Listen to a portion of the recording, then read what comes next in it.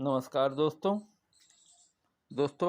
आज मैं आपके सामने फिर एक अपना मोटिवेशनल वीडियो लेके आया हूँ। जिस वीडियो का सब्जेक्ट है बच्चों का निर्माण एक महान जिम्मेदारी। तो चलिए इस टॉपिक पे बात करते हैं। दोस्तों, समय के सिर छोड़े हुए बच्चों का विकास जंगली झाड़ियों की तरह होता है, जिसमें फूल कम और कांटे अधिक होते हैं। उनमें भी अधिकतर फूल निर्गंध होते हैं और गंध वाले फूल भी निरर्थक निरुपयोगी रह जाते हैं।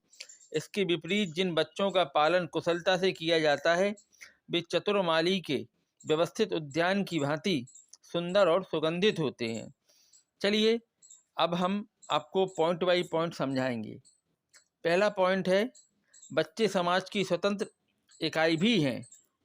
चलिए इस पॉइंट को समझते हैं। बच्चों का पालन पोषण केवल अपनी व्यक्तिगत संपत्ति समझकर ही नहीं, उसे राष्ट्र एवं समाज की धरोहर मानकर करना चाहिए। उनकी शिक्षा दीक्षा के लिए दमनात्मक रवैया नहीं अपनाना चाहिए, अपितु मैत्रीपूर्ण मार्गदर्शन करना चाहिए। साधारणतः माता पिताओं का यह विश्वास होता है कि उनकी संतान उनको ईश्वर प्रदत्त ऐसी संपत्ति है जिसको वे जिस तरह चाहें उपयोग में ला सकते हैं। और तो और अपने सिवाय स्वयं बच्चों का भी अधिकार उस पर नहीं समझते। वे सदैव यही चाहते हैं कि उनके बच्चे यंत्रवत उनके आज्ञा अनुसार ही रहें। बच्चों को अपना समझने के साथ साथ उसे समाज की एक स्वतंत्र इकाई मानकर उसका पालन पोषण किया जाना चाहिए। यदि आज वे अपने माता पिता के सहारे समाज में चलते हैं तो कल उन्हें एक स्वतंत्र सदस्य की हैसियत से समाज में व्यवहार करना होगा। यदि उसको व्यवहारिक तैयारी कर समाज में ना उतारा गया तो अवश्य ही वह अयोग्य विद्यार्थी की तरह असफल हो जाएगा। तब निस्संदेह वह समाज में पिछड़ा हुआ और घिसट कर चलने वाला पंगु सदस्य होगा, जो ना तो समाज से ही कुछ लाभ उठा सकेगा और ना समाज को ही उससे कुछ लाभ हो सकेगा। अपने बच्चों से एक सभ्य नागरिक की तरह व्यवहार करना चाहिए। उससे जन्मजात अपना अधिशासित समझकर हर समय आदेश की भाषा में ना बोला जाए। इससे उसके मानसिक विकास पर बुरा प्रभाव पड़ता है। हर समय आदेश की भाषा सुनते सुनते उसमें खिन्नता और मलिनता का प्रादुर्भाव होने लगता है। उसे हाथ का बर्तन मानकर मिनट मिनट पर छोटे छोटे कामों के लिए दौड़ाना ठीक नहीं है। इससे उसमें कर्तव्यों के प्रति अरुचि और गुरुजनों के प्रति अश्रद्धा होने लगती है, जिससे वह उनसे मुंह छुपाने की कोशिश करने लगता है। चलिए हमारा दूसरा पॉइंट है, बच्चों में आत्मविश्वास जगाएं। चलिए इस पर बात करते हैं। बच्चों को महत्वहीन समझकर व्यवहार करने से वे अपने को नगण्य और अनुपयोगी समझने लगते हैं, जिससे आगे चलकर उनमें आत्मविश्वास की कमी हो जाती है।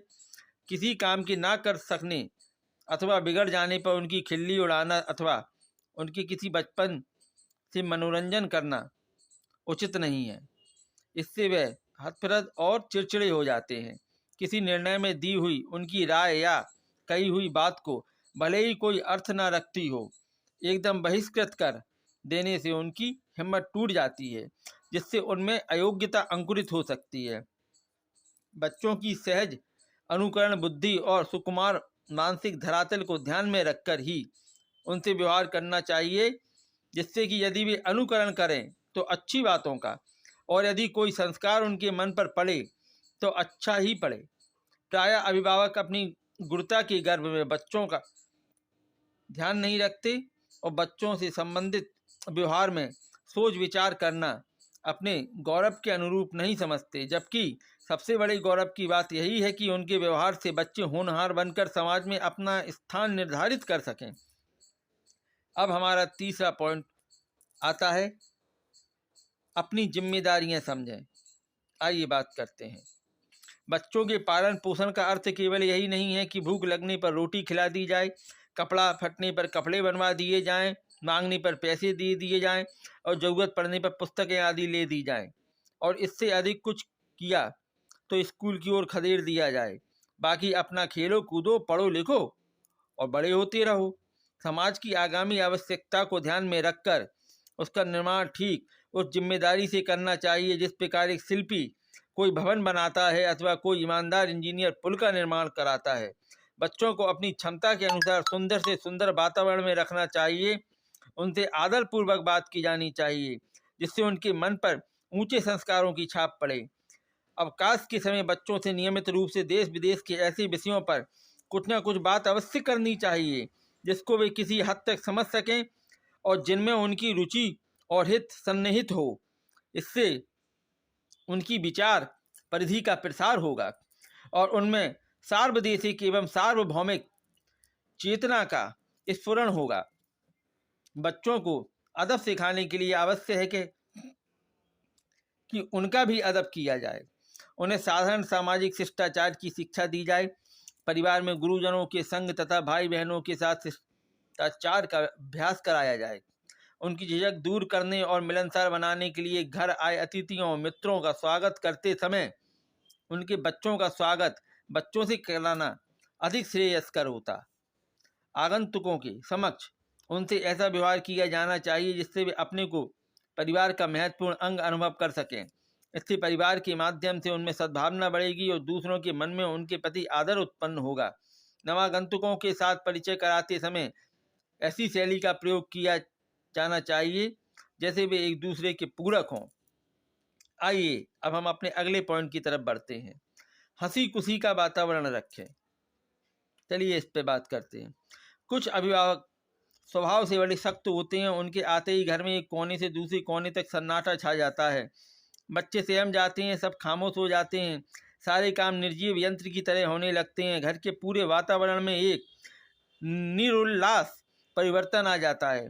मानने को तो इसे अनुशासन माना जा सकता है किंतु इसमें अदब से अधिक भय का अंश रहता है और भय की अनुभूति ना किसी को पसंद होती है और ना उससे कुछ बनता है। इससे स्वाभाविक स्नेहिल प्रवृत्तियों का हास हो जाता है। होना तो यह चाहिए कि पिता के आते ही सारे बच्चे पुलकित होकर पिताजी पिताजी कहते हुए चारों ओर से घेर लें और अपनी अपनी कहने सुनने लगें और पिताजी अच्छा यह बात है कहते हुए हंसते मुस्कुराते बच्चों से घिरे कमरे में पहुँचें। कुछ अभिभावक बाहर की खींच घर पर उतारा करते हैं, यह ठीक नहीं है। उन्हें दफ्तर अथवा व्यावसायिक स्थान पर कुछ ऐसी स्थिति को सहन करना पड़ा है जिससे उनके मन में एक क्षोभ पैदा हो गया है। इसका यह मतलब कदापि नहीं है कि उसका बदला घर आकर बच्चों से लिया जाए। उन्हें बोलते या पास आते ही छिड़का या डांटा जाए। अपने भावावेगों पर इतना नियंत्रण अवश्य रखना चाहिए कि वे अनुचित देश काल में ना प्रकट होने पाए। चलिए अब अपने आखिरी और फाइनल पॉइंट की तरफ बढ़ते हैं। हमारा आखिरी पॉइंट है बच्चों की रुचि का सम्मान कीजिए। चलिए इस पे बात करते हैं। अभिभावकों को यथासंभव बच्चों की रुचि की रक्षा करनी चाहिए। उनकी रुचि पर अपनी रुचि को आदतन हठपूर्वक नहीं थोपना चाहिए। जिन बातों में वे समझें कि बच्चे की रुचि ठीक नहीं रहेगी उन्हें बच्चों को प्रेम पूर्वक इस प्रकार समझा दिया जाना चाहिए जिससे उनमें यह भावना ना आने पाए कि छोटा होने के कारण उसकी बात नहीं मानी जाती है। बच्चों की इच्छाओं के संशोधन में उपयोगिता, लाभ अथवा हित का समावेश अवश्य होना चाहिए। यूँ ही अकारण संशोधन ठीक नहीं, क्योंकि इस प्रकार की आदत स्वयं एक बचपना है जो अभिभावक को शोभा नहीं देता। कहने का तात्पर्य सिर्फ इतना है कि बच्चों को ऐसे व्यवहार और वातावरण के बीच रखा जाना चाहिए जिससे उनमें बड़प्पन और विनम्रता की भावना बढ़े। अवसर आने पर उन्हें ऐतिहासिक, सांस्कृतिक और सुंदर स्थानों पर साथ ले जाना चाहिए।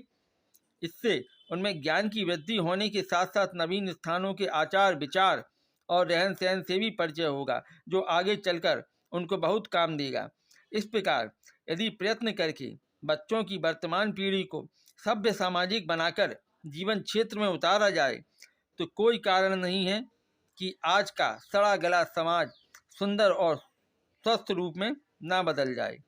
तो दोस्तों, आपको मेरा ये मोटिवेशनल वीडियो अगर पसंद आए तो मेरे इस वीडियो को लाइक करें, शेयर करें, सब्सक्राइब करें और बेल आइकन दबाना ना भूलें और नोटिफिकेशन को ऑल पर कर दें।